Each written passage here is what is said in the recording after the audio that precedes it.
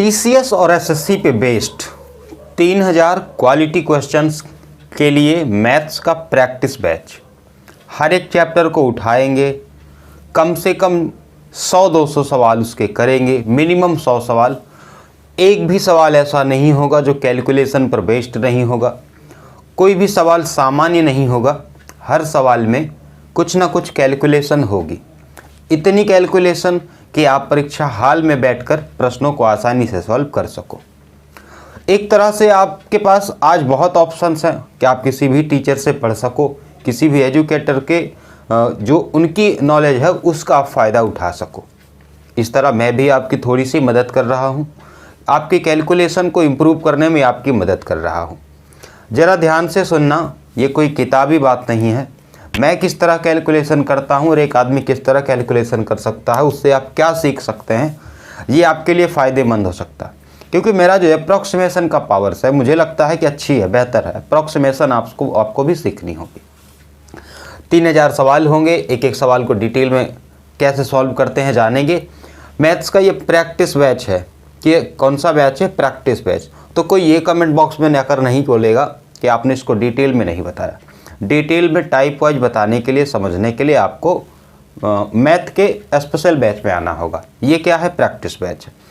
ठीक है, अब देखो कौन इसका लाभ ले सकता है, किस तरह के बच्चों को इसके प्रैक्टिस बैच पे पढ़ना चाहिए।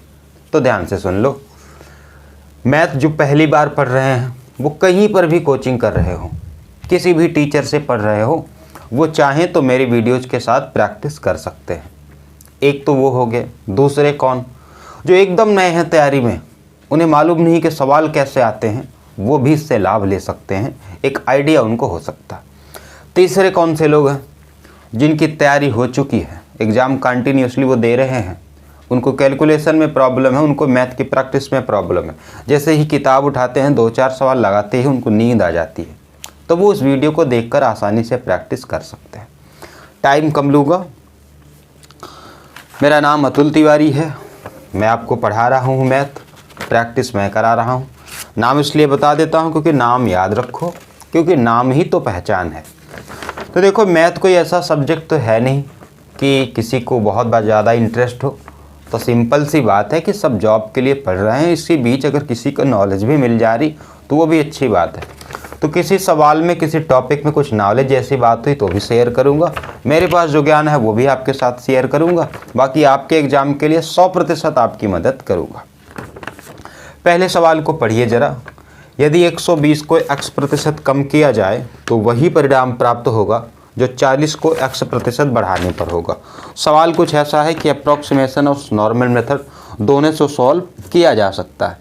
ठीक है, देखो कहता है कि यदि 120 को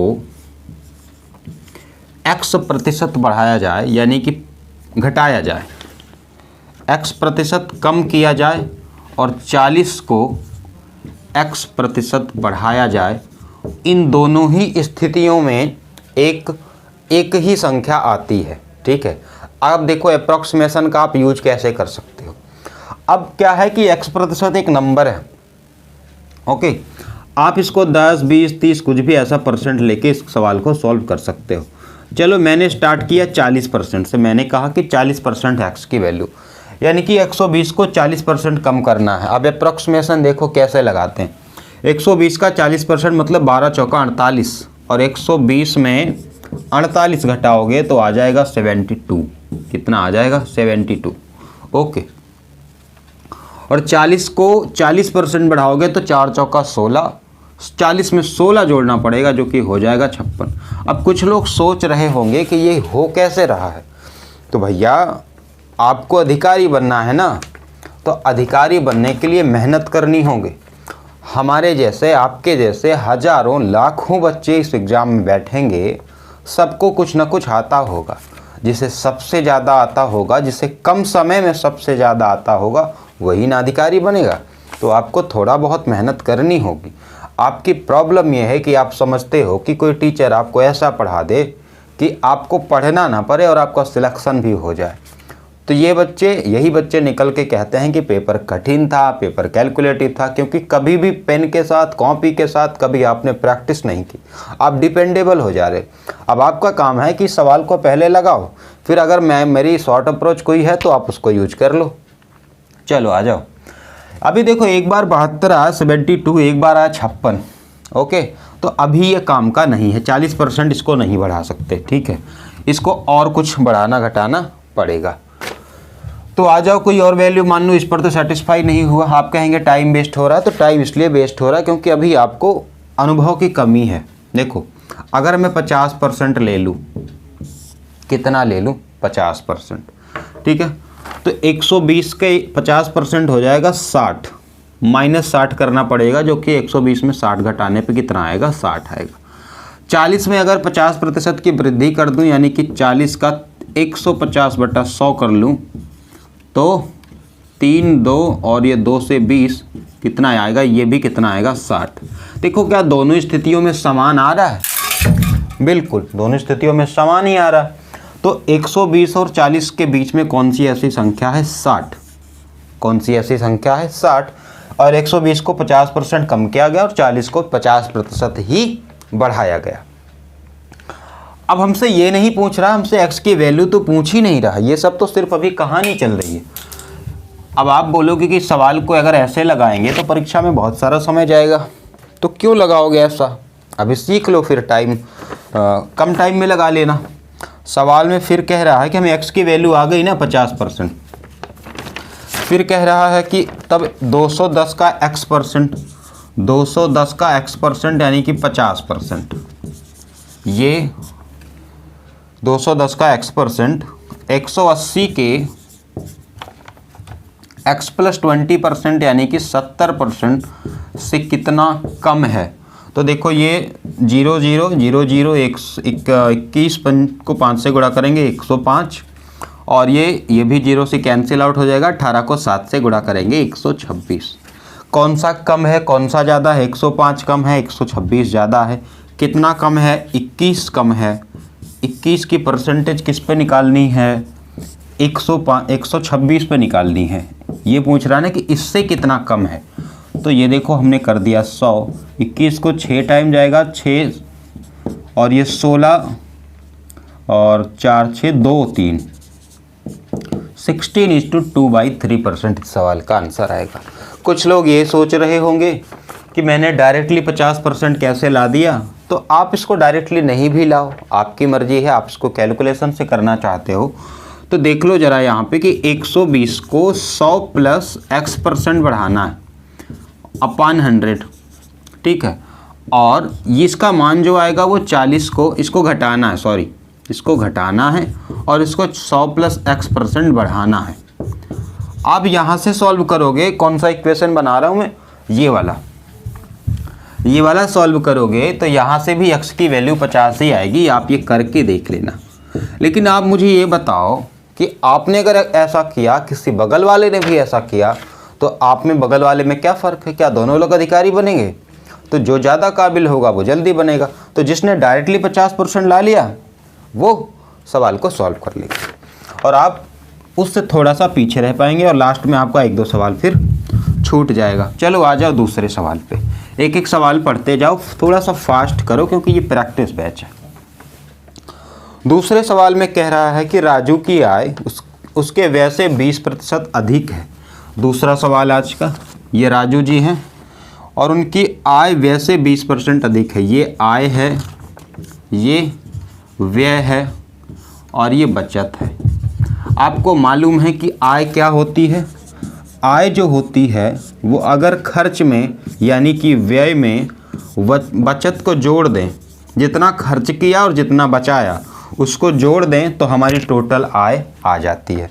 ठीक है, फिर कहता है कि राजू की आय उसके व्यय से 20% अधिक है, यानी कि व्यय अगर 100 रहा होगा तो आय कितनी रही होगी? 120 रही होगी। कोई आदमी 120 कमाता है, 100 खर्च करता है तो कितना बचाता है?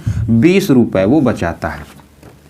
सवाल में कहता है कि यदि उसकी आय में 60% और उसके व्यय में 70% की वृद्धि हुई, व्यय में 70 की वृद्धि मतलब 170 हो गया और आय में 60% की वृद्धि मतलब 120 के 60% यानी कि 3/5 को इंक्रीज करना है। ये 24 टाइम जाएगा और 24 या 72 इसमें जुड़ जाएगा। 120 और 72 जुड़ के 192 होंगे कि नहीं होंगे। कोई आदमी 192 रुपये कमाता है, 170 रुपये खर्च कर देता है, तो बोलो कितने रुपए बचाता है। इन दोनों का माइनस करोगे कितना आ जाएगा, 22 रुपये वो आदमी बचा रहा है।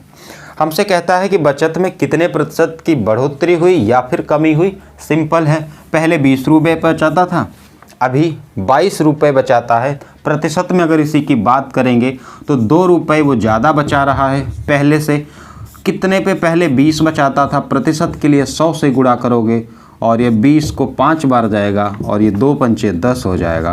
कितने प्रतिशत की कमी हुई या वृद्धि हुई, तो सवाल में ये तक पूछा है तो 10% की वृद्धि हुई, कमी तो नहीं हुई। ठीक है, अब देखो यहाँ से मैंने चीज़ें फास्ट की। ये सब चीज़ें आपको लिखने की ज़रूरत नहीं पड़ती। ये सब जो मैंने लिखा है ये इसलिए लिखा है क्योंकि अभी मैं आपको समझा रहा हूँ। ये जब मुझे करना होगा या आपको करना होगा तब ये सब लिखने की ज़रूरत नहीं है। ये फॉर्मूला लिखने की ज़रूरत नहीं है। ठीक है, ये सब कुछ भी लिखने की ज़रूरत नहीं है। हमारा काम था कि मैं सिर्फ बचत को भी कैलकुलेट करूं, बस केवल बचत को। तो मैं मन में समझूंगा कि 100 व्यय है, 120 आय है, तो बचत कितनी है, सीधा सीधा लिख दूंगा 20। फिर देखूंगा कि 120 से 192 हुआ, 100 से 170 हुआ, बचत अब हो गई 22। सिर्फ इसी का तो काम था। 20 से 22 में कितने का फ़र्क है, कितने प्रतिशत की वृद्धि है। ये मैक्सिमम 30 सेकंड का क्वेश्चन है, 30 सेकंड से ज़्यादा इसमें नहीं लगेंगे। तो आ जाओ नेक्स्ट सवाल पे। और जो भी हमारे भाई आज पढ़ना मेरी क्लास देख रहे हैं, आप थोड़ा सा धैर्य बना कर रखो। धैर्य बना के रखना, ये मत कहना कि मैं क्वेश्चन रिपीट कर रहा हूँ, मैं कॉन्सेप्ट रिपीट कर रहा हूँ, मैं आपकी प्रैक्टिस करा रहा हूँ। इस बात को ध्यान देना, आपका समय वेस्ट नहीं होगा, ये मेरी गारंटी है। जितने सवाल कराऊंगा सब में कुछ ना कुछ अलग होगा। और आपको भी मालूम है कि एक फिक्स पैटर्न पे सवाल आते हैं, बहुत ज़्यादा चॉइस आपके पास या एसएससी के पास नहीं है। और कमीशन ऐसे ही सवाल सेट करेगा, वो ज़्यादा मेहनत नहीं करता। तो उन्हीं सवालों की आपको प्रैक्टिस करनी है क्योंकि उसी से नौकरी का रास्ता निकलने वाला है। तो थोड़ा धैर्य बना के रखिएगा। 3000 सवाल सब नहीं देखेंगे, मुझे मालूम है सब 3000 सवाल नहीं देख पाएंगे, सबके बस की ये बात नहीं है। लेकिन जिसके बस की बात है वो अधिकारी बन के रहेगा। आगे आ जाओ। ए की आय बी की आय से 25% ज़्यादा है। ठीक है, 25% ज़्यादा है मतलब इसकी अगर 100 है तो इसकी 125 है। ए की आय बी की आय से 25% ज़्यादा है। सी की आय ए व बी की आय के कुल योग से 65% कम है। 65% कम का मतलब समझ रहे हो। अब देखो इसको आप थोड़ा सिंपल में ले लो। 20% का मतलब हुआ कि 1/5। ठीक है, 25% है ना, 25% का मतलब हुआ कि 1/4, यानी कि इसकी अगर 4 रही होगी तो इसकी 5 रही होगी। यहाँ तक किसी को कोई दिक्कत है नहीं। फिर कहता है कि सी की आय ए व बी की आय, ए व बी की कुल आय का योग है 9, 5 4 9 हो गया, उससे 65% कम है। अगर मेरे नंबर आपके नंबर से 65% कम आए, 65% कम आए तो मेरे आए कितने, मेरे आए हैं 35%। कितने नंबर आए हैं, आपके नंबर के 35% आए कि नहीं आए। तो 9 का क्या मालूम करना है, 35% मालूम करना है। ये 7 टाइम जाएगा, ये 20 टाइम जाएगा। 963 अपान ये 20, और यहाँ पे कौन आ जाएगा, सी आ जाएगा। सी का कितना है, 63 अपान 20। अब देखो आपके सामने प्रॉब्लम ये आ गई कि यहाँ पे ये चीज़ें फ्रैक्शन में है। आप क्या करो, इस पूरे की पूरी फ्रैक्शन में 20 से मल्टीप्लाई कर दो। यहाँ भी 20 से गुणा कर दो, यहाँ भी 20 से गुणा कर दो और यहाँ भी 20 से गुणा कर दो। आपको मालूम है कि ये सारे अनुपात हैं, रेशियो हैं, कोई रियल वैल्यू तो मैंने ली नहीं रखी। ठीक है, 20 से गुणा करोगे तो ये तो ख़त्म हो जाएगा और ये 20 पंचे 100 हो जाएगा। ये 20 चौका 80 और ये 63। आपसे क्या पूछ रहा है, ज़रा ध्यान दो। ये पूछ रहा है कि सी की आय ए की आय से कितने प्रतिशत कम है। तो ये सी है, ये ए है। बहुत सिंपल है। जिसकी 100 है वो 63 हो जा रही, कितने की कमी हो रही, आप कहेंगे 27% की कमी हो रही। कैसे मालूम किया? क्योंकि 100 और 63 में 27 का अंतर है, और यहाँ पे परसेंटेज निकालने के लिए हमें कुछ अलग नहीं करना होगा, क्योंकि इसका बेस ही 100 है, और जिसका बेस 100 है उसमें परसेंटेज और वैल्यू दोनों समान होती हैं। तो इस सवाल का स्क्रीनशॉट ले लो। स्क्रीनशॉट इसलिए कहता हूँ क्योंकि आप सब आलसी हो, ठंडी का महीना है, हो सकता है कहीं रजाई में बैठे हो, ऐसे फ़ोन लेट के देख रहे हो, लेट के देखते हुए आपके पास लिखने की सुविधा तो होती नहीं, तो कम से कम ये स्क्रीनशॉट लेके अपने फ़ोन की मेमोरी तो भर लो, कि केवल बाहुबली से ही भरनी है आपको मेमोरी।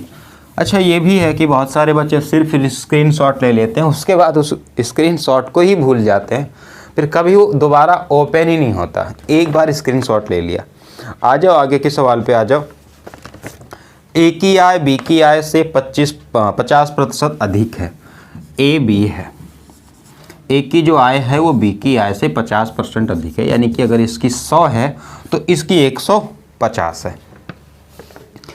फिर यदि ए की आय में 40% की वृद्धि हुई, अब देखो 40% की वृद्धि का मतलब है कि 150 का 40%, 150 का 40% मतलब फ्रैक्शन से 2/5 होना था, तो ये 2 और 5 लास्ट में भी आएगा, 5 से 30, 32, 60 बढ़ के ये हो जाएगा 210 प्लस 60 हुआ इसमें, ठीक है। और बी की आय में 90% की वृद्धि हुई, तो इसमें 90% का वृद्धि का मतलब है कि 100 में 90 की वृद्धि 190 हो गया। उनकी संयुक्त आय में कितने प्रतिशत की वृद्धि हुई ये हमें बताना है। पहले 150 और 100 मिलकर 250 हो रहे थे, अभी 210 और 190 मिलकर 400 हो रहे हैं। 250 और 400 में कितने का फ़र्क है? आप कहोगे कि प्लस 150 का फ़र्क है। प्लस 150 का मतलब है कि 150 का परसेंटेज निकालना है। किस पे निकालना है? 250 पे निकालना है, तो इसको 100 कर दो। 0 से 0, 25 चौका 100 और 15 चौका 60। 60% की वृद्धि उनके संयुक्त आय में हुई है। ओके, कोई डाउट है आपको? फिर से वही आलसियों वाले स्क्रीनशॉट ले लो और दोबारा इसको ओपन मत करना, ठीक है?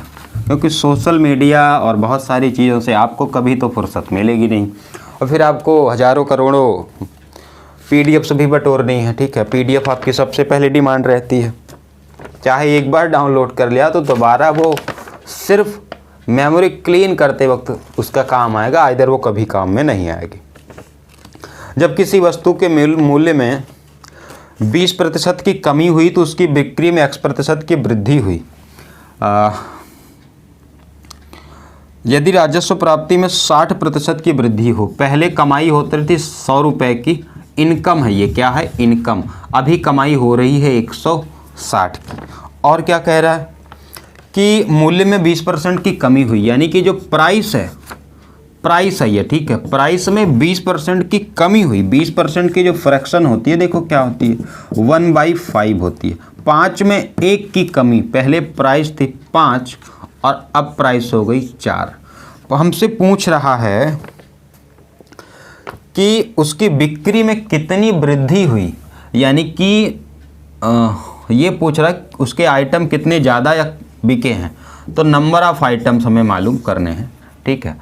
देखो, पहले 100 रुपये इनकम थी और 1 यूनिट की कीमत 5 रुपये थी, तो नंबर ऑफ आइटम्स कितने हो जाएंगे? 100/5 यानी कि 20। कितने हो गए? 20। 20 पंचा 100 हुआ ना, एक आइटम की कीमत 5 और 20 आइटम का मतलब हुआ 100 रुपये। अभी हमें कमाई हो रही है 160 रुपये की। कितने की? 160 की। 4 रुपये में एक आइटम मिलता है, तो 160 को 4 से डिवाइड करोगे, ये आ जाएगा 40। बोलो कितने प्रतिशत की वृद्धि हुई? क्या अब भी लगाऊं? अब तो लग चुका ना अब, लेकिन फिर भी कुछ लोग कहेंगे नहीं लगा दो। तो 20 से 40 तक जाने में डबल हो रहा है, मतलब कितने की वृद्धि हो रही है? 100% की वृद्धि हो रही है। किसी प्रकार का डाउट आपको नहीं होना चाहिए। अगर है तो कमेंट बॉक्स में आओ और लॉजिकल बातें करना सिर्फ, ठीक है? फालतू की बातें नहीं करना। देखो, आ जाओ नेक्स्ट सवाल पे आ जाओ। क्या हो रहा है इसमें? सुधा अपनी आय का 15% बचाती है। देखो फिर से वही कि आय होती क्या है? आय होती है व्यय प्लस बचत। जितना खर्च किया, जितना बचा दिया। आप सब भी कमाओगे तो महीने के अंत में यही जोड़ना है ना कि पैसा बचा कि फिर से सैलरी का इंतज़ार करें। वैसे हर महीने यही होता है कि केवल और केवल सैलरी का इंतज़ार होता है, क्योंकि लास्ट एंड मंथ आते आते पैसे तो बचते नहीं, ठीक है। तो फिर लगता है ये महीना 30 दिन का क्यों होता है, ये सैलरी इतनी लेट क्यों आती है, महीने में 2 बार क्यों नहीं आ जाती। बहुत सारे ड्रामा हैं, आप भी फील करोगे। सुधा अपनी आय का 15% बचाती है। 100 रुपये उसकी इनकम थी, सेविंग्स है 15, और तो एक्सपेंडिचर कितना हो गया 85। कोई दिक्कत है आपको? नहीं। यदि उसका व्यय 20% बढ़ता है, कौन था व्यय? ये 85। अब देखो 85 का 20% का मतलब है कि 85 का 1/5 यानी कि 17 की वृद्धि हुई तो कितना हो गया ये 102। कोई डाउट है? नहीं। बचत में 60% की वृद्धि होती है। 15 का 60% मतलब 15 का 3/5, 5 3 3 त्रिक 9, 15 में 9 की वृद्धि का मतलब हुआ कि 15 9 24। अब जरा मुझे ये बताओ कि जो आदमी 102 रुपये का खर्च करता है और 24 रुपये बचाता भी है, उसकी आय कितनी होगी? टोटल उसकी इनकम कितनी होगी? तो आपको मालूम है ना कि आय का मतलब व्यय प्लस बचत। 24 और 102 हो गया 126। अब बोलो पहले उसकी इनकम थी 100 रुपये, अब उसकी इनकम है 126 रुपये, तो कितने की वृद्धि हुई? अच्छा ये भी मैं बताऊं? नहीं, ये तुम बताओगे। ठीक है, कितने की? 26% की। सिंपल है ना। अब इसी को लोग कैलकुलेशन कर रहे हैं, कह रहे हैं, तो आपकी मर्जी है, आप उसको कुछ भी बोलो। आ जाओ नेक्स्ट सवाल पे आ जाओ। स्क्रीनशॉट ले लो, कम से कम भरते रहो मेमोरी। हज़ारों लाखों स्क्रीनशॉट भरे होंगे आपके फ़ोन में।